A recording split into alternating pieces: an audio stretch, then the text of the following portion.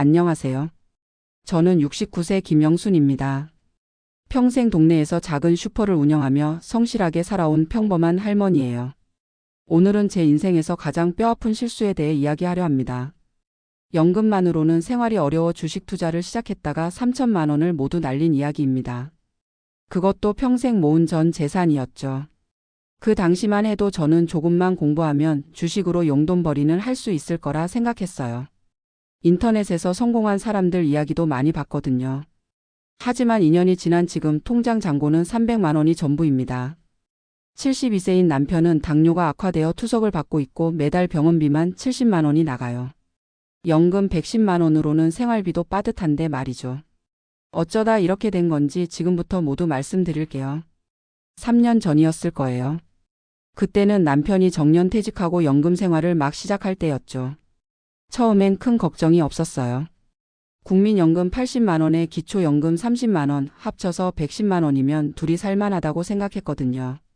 30년간 슈퍼를 운영하면서 모은 돈도 3천만 원 정도 있었고요. 전세로 살고 있던 2억짜리 아파트도 있었으니까 노후 준비는 어느 정도 되어 있다고 봤어요. 하지만 막상 연금만으로 살아보니까 생각보다 빠듯하더라고요. 전기세, 가스비, 관리비만 해도 월 15만 원이 나가고 식비랑 생활용품비까지 하면 80만 원은 훌쩍 넘어갔어요. 남편 당뇨약 값도 월 5만 원씩 들고요. 그러다 보니 매달 10만 원 정도는 적금을 깨서 써야 했습니다. 이렇게 살면 몇 년 못 가겠네. 남편한테 털어놓으니까 남편도 걱정이 많더라고요. 연금이 매년 조금씩은 오르니까 괜찮지 않을까? 남편은 낙관적이었지만 저는 불안했어요. 물가는 계속 오르는데 연금 인상률은 그보다 낮잖아요. 더군다나 나이가 들수록 병원비는 더 많이 들 텐데 말이죠. 그때부터 뭔가 다른 수입원이 필요하다는 생각이 들기 시작했어요. 마침 동네 복지관에서 만난 박 언니가 그런 얘기를 하더라고요. 영순아, 요즘 주식으로 용돈벌이 하는 사람들 많더라. 주식이 뭔지도 모르는데 어떻게 해요? 아니야, 요즘은 유튜브에서 다 가르쳐줘. 나도 작년부터 시작했는데 꽤 괜찮아. 박 언니는 70세인데도 스마트폰을 능숙하게 다루면서 주식 앱을 보여주더라고요. 이 종목 봐. 내가 50만 원 넣었는데 한 달 만에 65만 원이 됐어. 15만 원을 벌었다는 거예요. 한 달에 15만 원이면 우리 생활비 부족분을 충분히 메울 수 있는 금액이었죠. 정말 그렇게 쉬워요? 쉽지는 않지만 유튜브에서 선생님들이 추천하는 종목만 사면 돼. 나도 처음엔 무서웠는데 해보니까 별거 아니더라. 박 언니의 말에 저도 점점 관심이 생기기 시작했어요. 집에 와서 남편한테 얘기했더니 남편은 걱정스러워 하더라고요. 여보, 주식은 위험한 거 아니야? 돈 잃을 수도 있잖아. 그래도 박 언니가 계속 수익을 내고 있다는데 조금만 해보면 어때? 그래도 너무 많이는 하지 마. 혹시 모르니까. 남편도 우리 형편을 알고 있으니까 완전히 반대하지는 않았어요. 다만 조심하라고 당부했죠. 저도 처음엔 조심스러웠어요. 100만 원 정도만 해보자고 생각했거든요. 그래서 다음날 박 언니를 따라 증권회사에 갔어요. 젊은 직원이 친절하게 계좌 개설을 도와주더라고요. 어머님, 주식 투자 경험이 있으신가요? 아니요, 처음이에요. 그러시면 먼저 모의 투자부터 해보시는 걸 추천드려요. 하지만 박 언니가 말리더라고요. 모의 투자는 돈이 안 되잖아. 진짜 돈으로 해야 실감도 나고 공부도 돼. 그 말이 맞는 것 같아서 바로 100만 원을 입금했어요. 집에 와서 유튜브를 찾아보니까 정말 주식 관련 영상이 수천 개더라고요. 주부도 할 수 있는 주식 투자 월 100만 원 수익 내는 법, 초보자를 위한 주식 강의 이런 제목들이 즐비했어요. 그 중에서 구독자가 많고 댓글도 좋은 채널 몇 개를 골라서 보기 시작했어요. 생각보다 어렵지 않더라고요. 매수, 매도 이런 용어들도 금방 익숙해졌고요. 유튜버들이 추천하는 종목들을 메모해뒀다가 다음날 박 언니한테 물어보곤 했어요. 이 종목 어때요? 아, 그거 나도 갖고 있어. 괜찮은 것 같은데? 그렇게 첫 번째 주식을 샀어요. 어떤 반도체 관련 회사 주식이었는데 유튜버가 앞으로 오지 시대에 꼭 필요한 기술이라서 오를 수밖에 없다고 했거든요. 50만 원어치를 샀는데 일주일 만에 7만 원이 올랐어요. 어머, 정말 올랐네. 처음 봤을 때는 믿어지지 않았어요. 일주일 만에 7만 원이라니. 은행 적금으로는 1년을 넣어야 받을 수 있는 이자를 일주일 만에 번 거예요. 남편한테 보여주니까 남편도 놀라더라고요. 와, 정말 올랐네. 하지만 너무 흥분하지는 마. 내릴 수도 있으니까. 남편 말이 맞긴 했지만 그때는 기분이 너무 좋았어요. 이렇게 쉬우면 왜 사람들이 고생을 할까 싶었거든요. 그 다음 주에 또 다른 종목을 샀어요. 이번엔 바이오 회사였는데 유튜버가 코로나 치료제 개발에 성공하면 10배는 오른다고 했어요. 나머지 50만 원을 모두 투입했죠. 이번엔 더 크게 올랐어요. 두 종목 합쳐서 3주 만에 20만 원 정도 수익이 났거든요. 박 언니 말이 맞았네요. 정말 용돈벌이가 되네. 박 언니도 기뻐하더라고요. 그치? 내가 뭘 했어. 요즘 시대에는 이렇게 해야 돼. 그때부터 저는 매일 주식시장을 확인하는 게 일상이 됐어요. 오전 9시에 장이 열리면 핸드폰으로 계속 들여다보고 유튜브에서 새로운 종목 정보도 찾아보고요. 처음엔 100만 원으로 시작했는데 수익이 나니까 자신감이 생기더라고요. 200만 원으로 늘리면 더 많이 벌 수 있지 않을까? 그래서 한 달 후에 100만 원을 더 넣었어요. 이번엔 전기차 관련 주식을 샀는데 유튜버가 테슬라처럼 100배 오를 수 있는 숨은 보석이라고 했거든요. 실제로 처음 며칠은 계속 올랐어요. 200만 원이 250만 원이 되고 또 270만 원이 되고요. 여보, 벌써 70만 원 벌었어. 남편은 여전히 걱정스러워했지만 저는 이제 확신이 섰어요. 이게 바로 돈이 돈을 버는 거구나. 은행에 넣어둬봤자 이자도 얼마 안 되는데 주식은 몇 주 만에 몇십만 원씩 벌 수 있으니까요. 그런데 어느 날부터 분위기가 이상해지기 시작했어요. 전기차 주식이 하루 만에 10%씩 떨어지더라고요. 처음엔 일시적인 조정이라고 생각했어요. 유튜버들도 이런 때가 오히려 더 살 기회라고 했거든요. 지금 떨어지는 건 세력들이 일반인들 주식을 빼앗으려고 하는 거예요. 절대 팔지 마세요. 오히려 지금이 물타기 할 절호의 기회입니다. 이런 말들을 듣고 있으니까 팔기가 무서워졌어요. 하지만 주식은 계속 떨어졌어요. 270만 원이던 게 250만 원이 되고 220만 원이 되고 200만 원까지 떨어졌어요. 원금까지 위험해지니까 이제 진짜 불안해지더라고요. 밤에 잠도 제대로 못 자겠고 하루 종일 주식 생각만 했어요. 여보, 요즘 왜 이래? 밥도 제대로 안 먹고. 남편이 걱정할 정도로 스트레스를 받았어요. 주식이 좀 떨어져서 그래. 곧 회복될 거야. 남편한테는 대수롭지 않은 척했지만 속으로는 정말 걱정이 많았죠. 그래도 유튜버들은 계속 곧 반등한다, 지금이 바닥이다라고 했어요.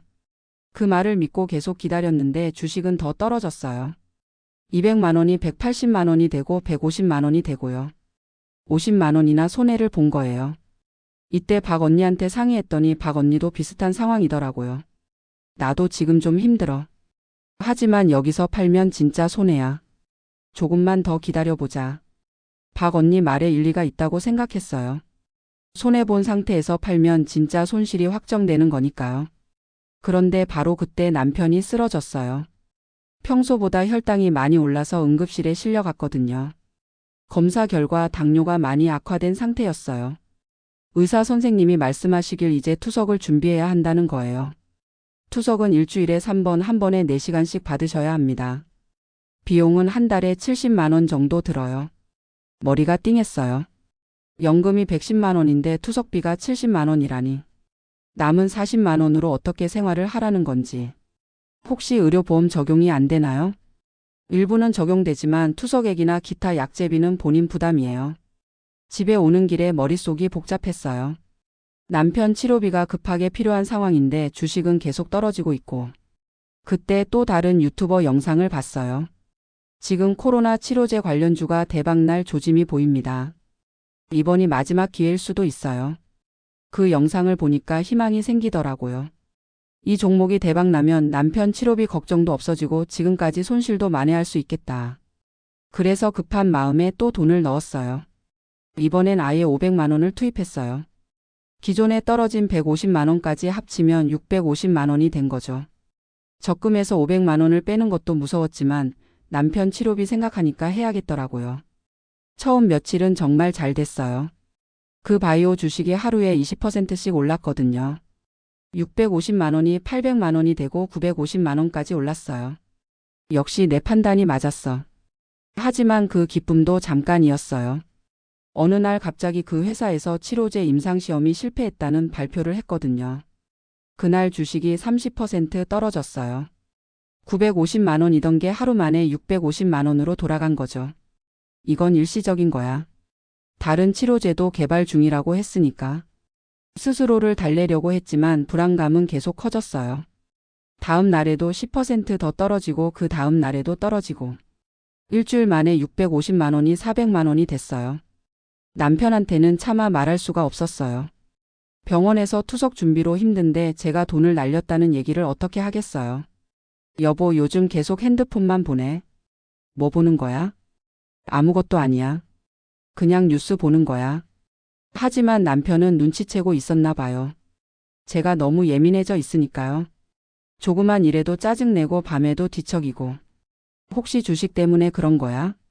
결국 남편이 직접 물어보더라고요. 아니야, 괜찮아.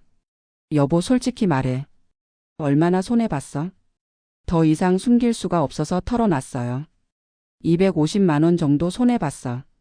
미안해. 남편은 한숨만 쉬더라고요. 됐어. 이미 일어난 일인데 어쩌겠어. 그런데 이제 그만해야 하는 거 아니야? 남편 말이 맞다는 걸 알고 있었어요. 하지만 이 상태로 팔면 250만 원 손실이 확정되는 거잖아요. 조금만 더 기다리면 회복될지도 몰라. 그런데 그때 더 큰 문제가 생겼어요. 남편이 투석을 시작하게 됐는데 첫 달 병원비가 85만 원이 나온 거예요. 예상보다 15만 원이나 더 많이 나왔어요. 연금 110만 원에서 85만 원을 빼면 25만 원밖에 안 남잖아요. 식비, 전기세, 가스비까지 하면 완전히 적자였어요. 어쩔 수 없이 또 적금을 깨야 했는데 이미 500만 원을 뺀 상태라 얼마 남지 않았어요. 이러다가 정말 큰일 나겠다.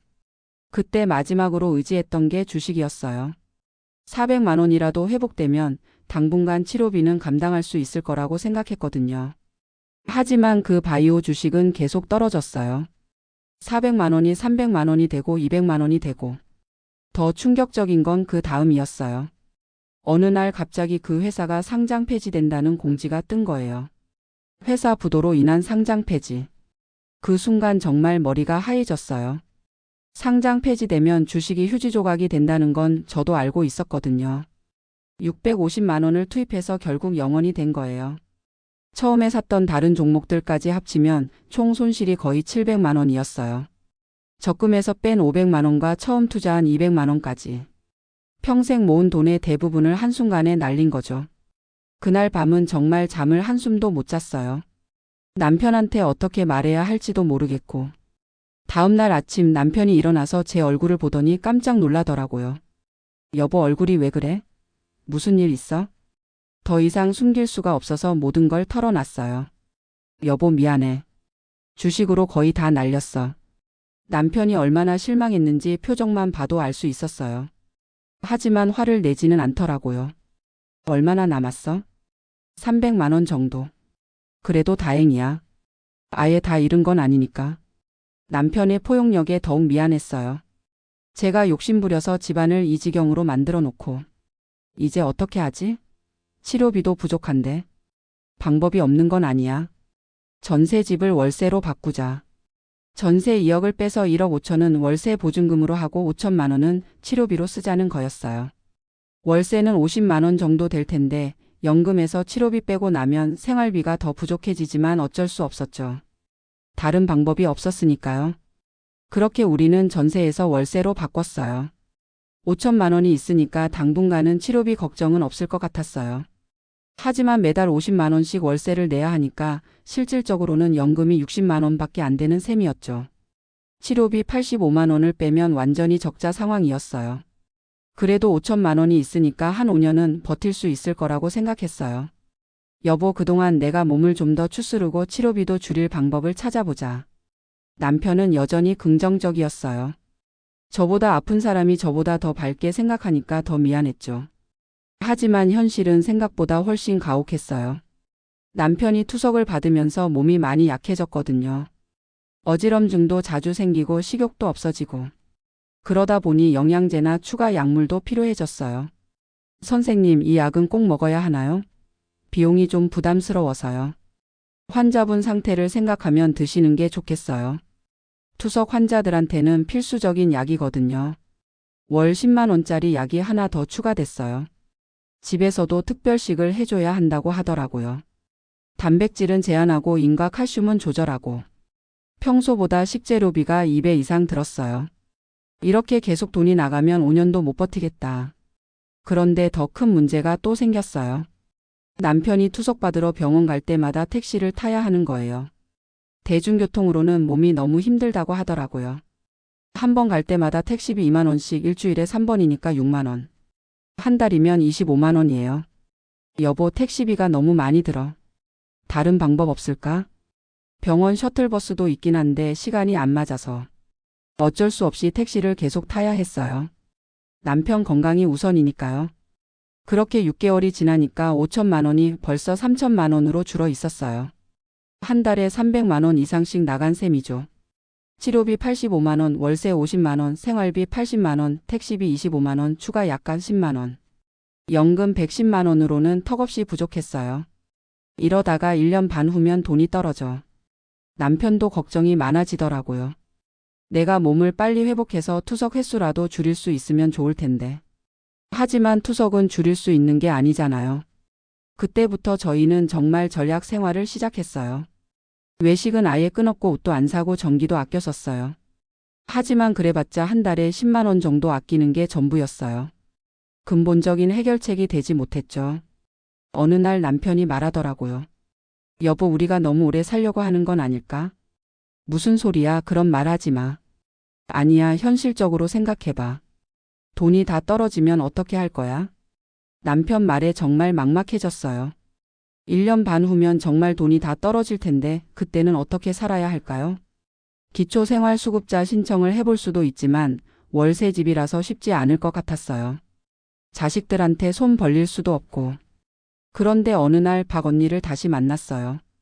복지관에서 우연히 마주쳤는데 박 언니도 많이 수척해져 있더라고요. 언니, 요즘 어떻게 지내세요? 에이, 말도 마. 주식으로 완전히 망했어. 박 언니도 저와 비슷한 상황이었어요. 처음에는 수익을 봤는데 욕심내서 더 많이 투자했다가 결국 대부분 잃었다는 거예요. 그 유튜버들 말만 믿고 했다가 이 꼴 났어. 저도 그래요. 정말 후회돼요. 두 사람이 앉아서 한참을 울었어요. 같은 실수를 한 사람끼리 만나니까 더 서글프더라고요. 그때 욕심만 안 부렸어도 연금만으로도 충분하다고 생각했어야 했는데. 집에 와서 거울을 보니까 제 모습이 말이 아니었어요. 몇 달 사이에 머리도 하얘지고 주름도 깊어지고 스트레스를 얼마나 받았는지 눈에 보이더라고요. 내가 정말 바보 같은 짓을 했구나. 그날 밤 남편한테 진심으로 사과했어요. 여보, 정말 미안해. 내가 욕심을 부려서 이렇게 됐어. 됐어, 이미 지난 일인데. 앞으로 어떻게 할지 생각해보자. 앞으로는 절대 투자 안 할게. 남은 돈은 조금씩 아껴서 써야지. 남편도 고개를 끄덕이더라고요. 그래, 이제는 현실적으로 생각하자. 있는 돈으로 최대한 오래 버티는 거야. 그때부터 저희는 정말 치밀하게 가계부를 작성하기 시작했어요. 한 푼 한 푼 다 기록하면서 불필요한 지출을 줄여나갔죠. 1년이 더 지났어요. 이제 정말 돈이 1,000만 원밖에 안 남았어요. 매달 200만 원 정도씩 부족한 상황이 계속되니까 어쩔 수 없었죠. 이제 정말 5개월 정도밖에 못 버틴다. 남편도 이제는 현실을 인정할 수밖에 없었어요. 그때 남편이 결단을 내렸어요. 여보, 투석을 좀 줄여보자. 무슨 소리야? 의사가 일주일에 3번은 꼭 해야 한다고 했잖아. 일주일에 2번으로 줄이면 한 달에 30만 원은 아낄 수 있어. 남편 스스로 치료를 포기하겠다는 거였어요. 정말 가슴이 찢어지는 것 같았어요. 안 돼, 그러다가 몸이 더 나빠지면 어떡해? 어차피 돈이 떨어지면 치료를 못 받게 될 거 아니야? 그럼 지금부터라도 조금씩 줄여가는 게 나아. 남편 말에도 일리가 있었어요. 갑자기 치료를 완전히 중단하는 것보다는 서서히 줄여가는 게 몸에도 덜 무리가 갈 것 같았거든요. 결국 의사 선생님과 상의해서 일주일에 2번으로 줄였어요. 다행히 남편 몸 상태가 급격히 나빠지지는 않았어요. 오히려 병원 가는 횟수가 줄어서 스트레스가 덜하다고 하더라고요. 치료비도 한 달에 55만 원으로 줄었고요. 그래도 여전히 적자였지만 돈이 떨어지는 속도는 조금 늦출 수 있었어요. 또 6개월이 지났어요. 이제 정말 마지막 300만 원이 남았어요. 여보, 이제 정말 끝이야. 남편도 체념한 표정이었어요. 그래도 여기까지 온 게 어디야. 처음 계획보다는 오래 버텼잖아. 그때 동네에서 소문을 들었어요. 비슷한 처지의 어르신들이 모여서 공동생활을 한다는 거예요. 한 집에서 같이 살면서 생활비를 나눠내는 거래. 그러면 훨씬 경제적이겠네요. 그래서 그런 곳을 알아보기 시작했어요. 다행히 저희 동네에서 30분 정도 떨어진 곳에 그런 공동생활 주택이 있더라고요. 4명이 함께 살면서 한 달에 한 사람당 80만 원씩만 내면 된다는 거예요.